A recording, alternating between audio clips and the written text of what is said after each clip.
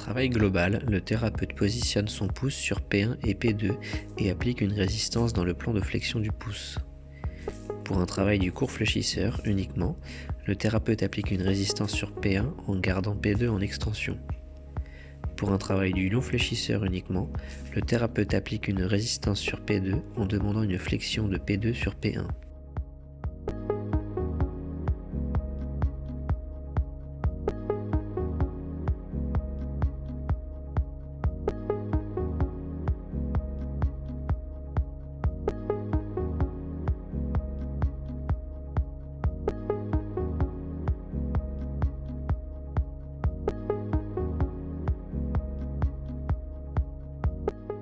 Pour un travail sur le court extenseur, le thérapeute applique une résistance sur P1 en gardant P2 légèrement fléchi. Pour un travail sur le long extenseur, le thérapeute applique une résistance sur P2 en maintenant P1.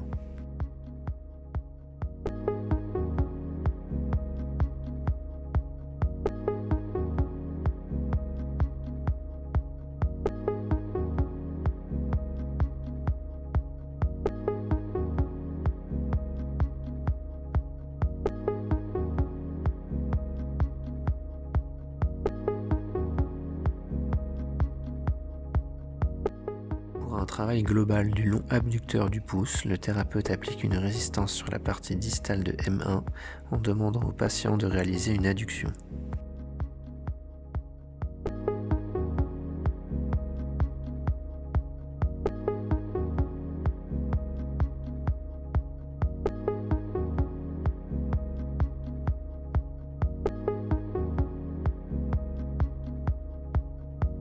Pour un travail du muscle adducteur du pouce, on applique une résistance vers l'abduction sur le bord interne de P1.